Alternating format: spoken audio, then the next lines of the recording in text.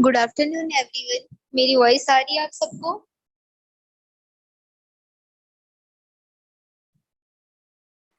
Yes, ma'am. Good afternoon, ma'am. Good afternoon.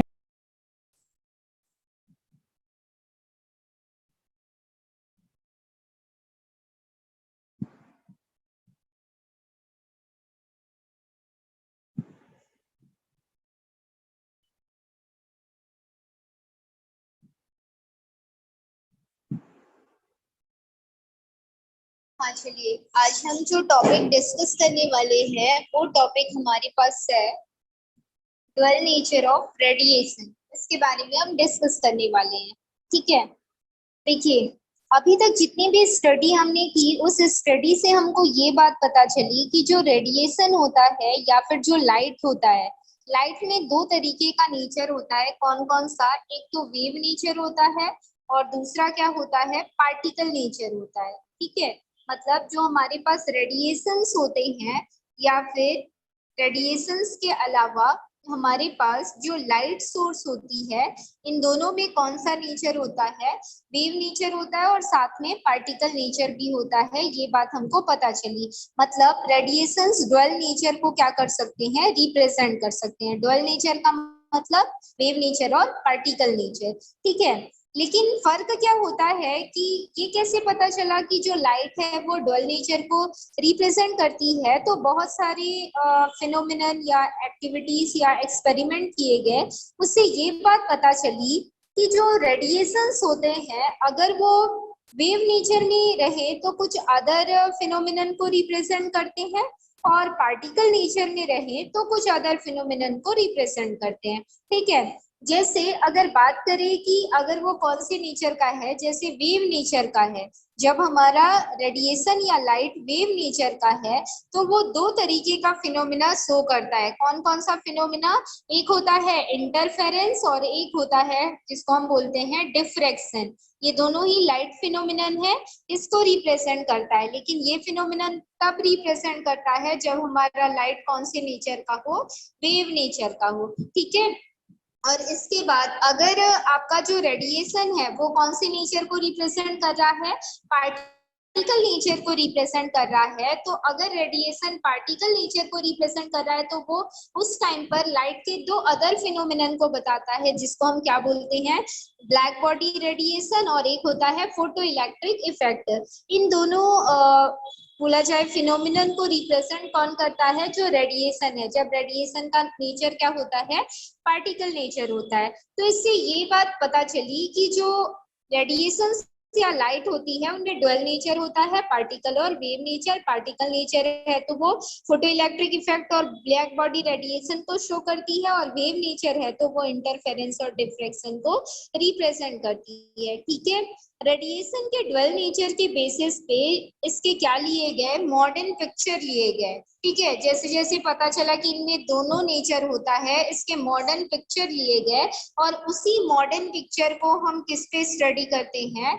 जो हमारा model होता है, कौन सा मॉडल? एटॉमिक मॉडल के फॉर्म पे हम उसको क्या करते हैं? स्टडी करते हैं। तो ये जो मॉडर्न पिक्चर एटॉमिक मॉडल का है उसके बारे में आप इसी चैप्टर में पढ़ोगे। आफ्टर सम टाइम के बाद हम इसके बारे में क्या करेंगे? स्टडी करेंगे, जो कि इसी चैप्टर में ही होगा।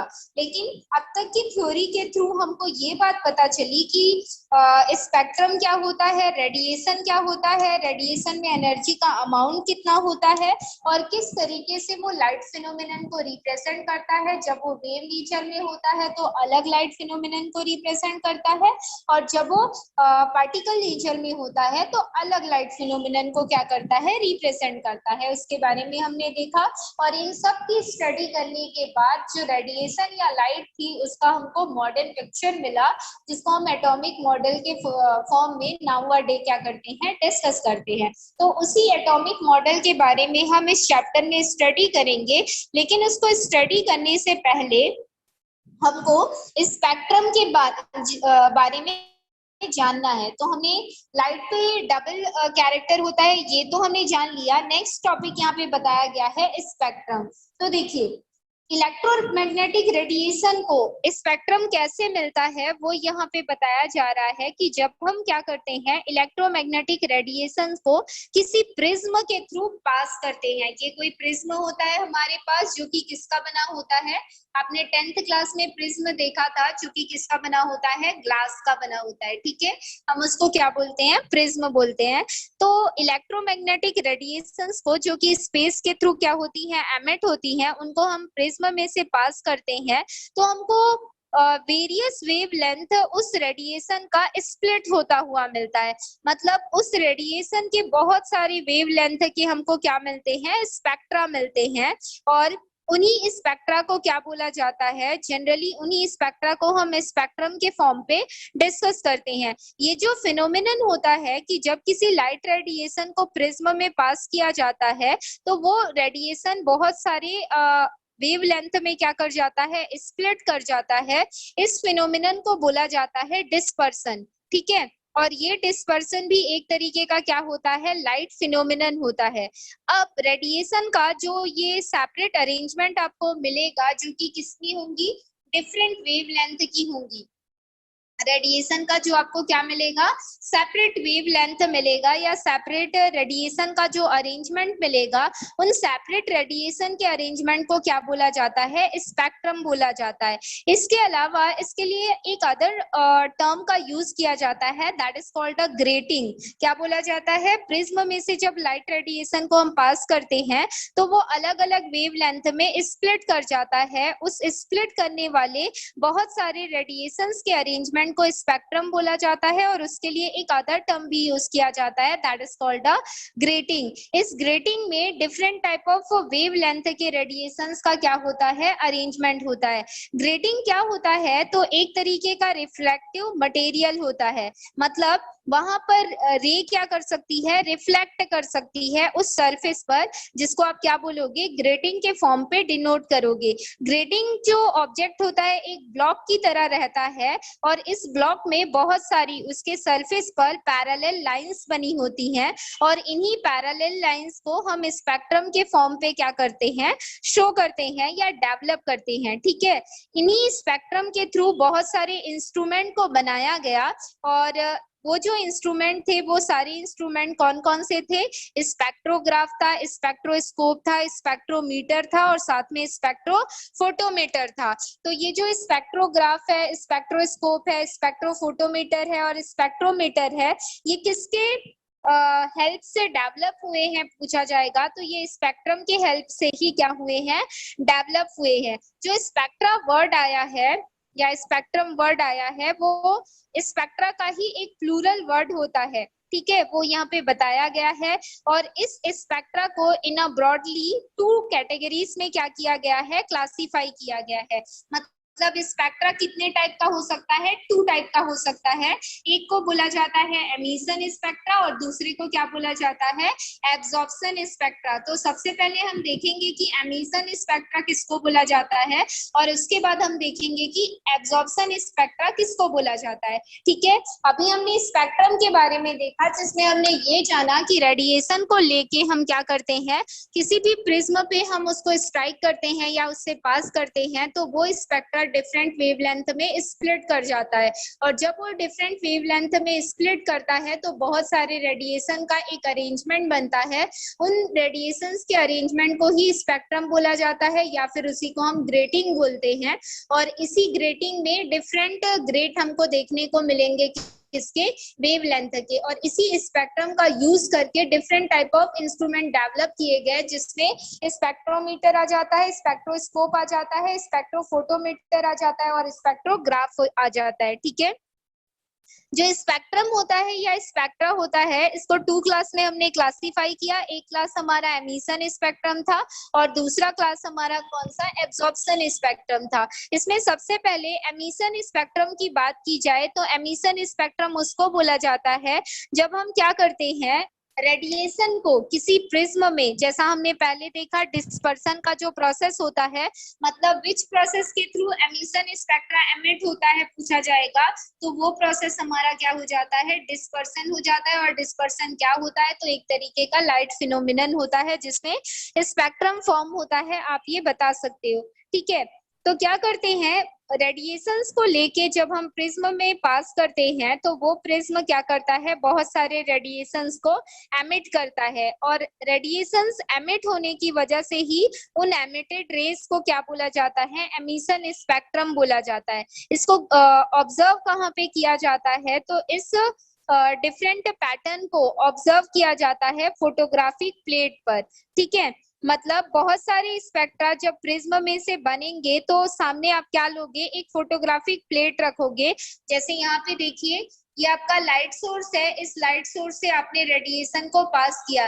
जैसे ही प्रिज्म में से ये लाइट सोर्स पास होता है, ये डिस्पर्स्ड कर जाता है बहुत सारे रेडिएशंस में या बहुत सारे वेवलेंथ के रेडिएशंस में।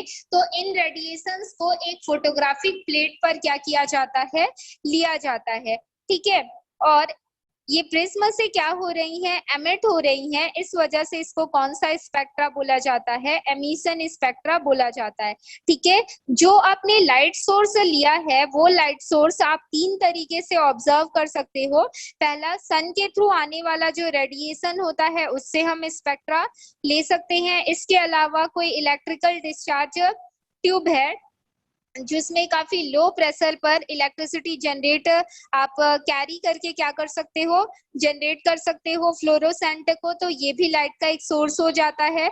और इसके अलावा हाई टेम्परेचर, किसी ऑब्जेक्ट या सब्सटेंस को आप हीट प्रोवाइड करते हो काफी हाई टेम्परेचर का, तो वो भी रेडिएशंस क्या कर सकता है, एमिट कर सकता है। और उस रेडिएशंस के एमिट को प्रिज्म से पास करके किसी फोटोग्राफिक प्लेट पर हम लेते हैं तो हमको क्या मिलता है, स्पेक्ट्रा मिलता है। तो उस टाइप के स्पेक्ट्रा को क्या बोला जाता है, एमिशन स्पेक्ट्रा बोला जा सकता है। तो इन तीन तरीकों से हम एमिशन स्पेक्ट्रा को क्या कर सकते हैं, अचीव कर सकते हैं। जो एमिशन स्पेक्ट्रा होता है ये मेनली टू टाइप का होता है, एक आपका कंटिन्यूअस स्पेक्ट्रा होता है और दूसरा आपका लाइन स्पेक्ट्रा होता है। जो मैंने आपको अभी अभी बताया उसी को हम क्या बोलते हैं, कंटिन्यूअस स्पेक्ट्रा बोलते हैं। ये कंटिन्यूअस स्पेक्ट्रा आपको कहाँ देखने को मिलेंगे, जब किसी जैसे आप नॉर्मल रूम पे किसी बल्ब को ग्लो करते हो, तो बल्ब को ग्लो करने पर उसके सराउंडिंग एरिया में बहुत सारी रेज निकल रही हैं, आपको ऐसा दिखाई देगा। तो वही जो रेज होती हैं उसी को एक टाइप का क्या बोला जाता है, स्पेक्ट्रम बोला जाता है। और वो रेज कंटिन्यूसली उस लाइट सोर्स से क्या होती रहती हैं, एमिट होती रहती हैं, जिसकी वजह से उसको क्या बोला जाता है, कंटिन्यूअस स्पेक्ट्रा बोला जाता है। और ऐसा ही स्पेक्ट्रा हमको किसमें देखने को मिलता है, सन। अगर आप सन को कंटिन्यूसली ऑब्जर्व करोगे तो आप देखोगे कि उसके सराउंडिंग एरिया से बहुत सारे रेडिएशन एमिट कर रहे हैं, ऐसा आपको दिखाई देगा। ठीक है, और कंटिन्यूसली वो जो रेडिएशन है सन से एमिट करके जाते हैं, जैसा कि बल्ब में होता है वैसा ही सन में होता है। तो वैसे स्पेक्ट्रा को क्या बोला जाता है, कंटिन्यूअस स्पेक्ट्रा बोला जाता है। ठीक है, अब देखिए, एक नॉर्मल रेडिएशन को लेके जब हम प्रिज्म में पास करते हैं तो वो 7 कलर्स में क्या कर जाता है, स्प्लिट कर जाता है। स्प्लिट करना मतलब फैल जाता है। और ये 7 कलर्स हम कैसे होते हैं, ये 7 कलर्स बिल्कुल कंटिन्यूसली आपको कहाँ पे मिलेंगे, फोटोग्राफिक प्लेट पर मिलेंगे। ठीक है, और फोटोग्राफिक प्लेट पर कंटिन्यूअस होने के साथ साथ ये आपस में क्या करते रहते हैं, ओवरलैपिंग, मतलब एक दूसरे से कनेक्ट होते रहते हैं। तो इस टाइप के स्पेक्ट्रम को कंटिन्यूअस स्पेक्ट्रम बोला जाता है। ठीक है, अब देखिए, इस 7 जो कलर्स यहाँ पे हमको डिटरमाइन होते हैं उनको एक्चुअल में बता पाना काफी ज्यादा डिफिकल्ट होता है कि ये कलर स्टार्ट कौन से कलर से हुआ है और इसका एंड पॉइंट कौन से कलर पे हमको मिल रहा है। ये सेम एज आपको वैसा ही देखने को मिलता है जैसा हमको रेनफॉल के बाद स्काई में जब रेनफॉल हो जाता है और हल्की सी धूप निकल आती है रेनफॉल के बाद, तो स्काई में आपको रेनबो दिखाई देता है। और वो रेनबो आप देखोगे कि 7 कलर का एक कलेक्शन होता है। उसी 7 कलर के कलेक्शन को आप कंटिन्यूअस स्पेक्ट्रम के फॉर्म पे क्या कर सकते हो, डिनोट कर सकते हो। बिकॉज जब प्रिज्म में से हम रेडिएशन को देखते हैं तो हमको ऐसा ही रेडिएशन देखने को मिलता है। ठीक है, जब आप क्या करते हैं किसी सब्सटेंस के थ्रू इन रेडिएशंस को एब्जॉर्ब करते हो तो वो सब्सटेंस क्या करता है, मतलब हमारे लिए जो स्पेक्ट्रा है, ये जो प्रिज्म है, सॉरी, ये प्रिज्म इस रेडिएशन को क्या कर रहा है, एब्जॉर्ब कर रहा है, एब्सॉर्ब कर रहा है। इसलिए ये बताया गया है कि कोई भी सब्सटेंस आपके पास है, ठीक है, और वो सब्सटेंस क्या कर रहा है, अगर रेडिएशन को वो एब्सॉर्ब करता है तो एब्सॉर्ब करने के बाद अगर वो उन रेडिएशंस को स्प्रेड करने की एबिलिटी रखता है तो वो आपको क्या देगा, कंटिन्यूअस स्पेक्ट्रम देगा, और उसी एमिटेड रेडिएशंस को क्या बोला जाता है, एमिशन स्पेक्ट्रम बोला जाता है। ये सेम एज यहाँ पे जिस सब्सटेंस की बात मैंने यहाँ पे प्रिज्म के फॉर्म पे की है, वो सब्सटेंस आपका कोई एटम हो सकता है, कोई मॉलिक्यूल हो सकता है, या फिर कोई आयन हो सकता है। जैसे ही कोई एटम, मॉलिक्यूल या आयन इनिशियली वो कैसे होते हैं, ग्राउंड स्टेट में रहते हैं, और जैसे ही वो किसी रेडिएशन को एब्जॉर्ब करते हैं तो वो क्या हो जाते हैं, एक्साइट हो जाते हैं, और एक्साइट होने के बाद वो क्या करने लगते हैं, अदर वेवलेंथ के जो स्पेक्ट्रम या रेडिएशंस हैं उनको वो क्या करने लगते हैं, एमिट करने लगते हैं। तो इस टाइप के स्पेक्ट्रम को हम किस फॉर्म पे डिनोट करते हैं, कंटिन्यूअस स्पेक्ट्रम, या फिर हम इसको डिनोट करते हैं, 2 मिनट रुकिए।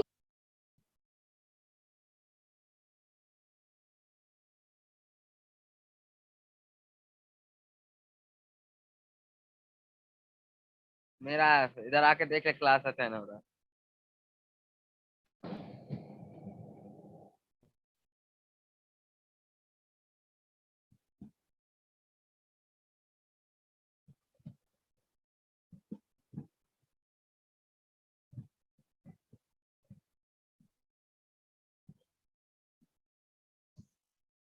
बोल।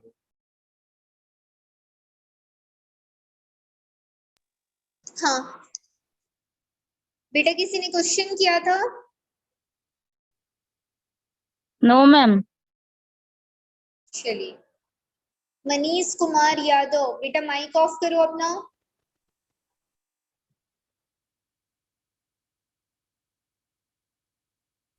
यस मैम, मैं कर दे रहा हूँ।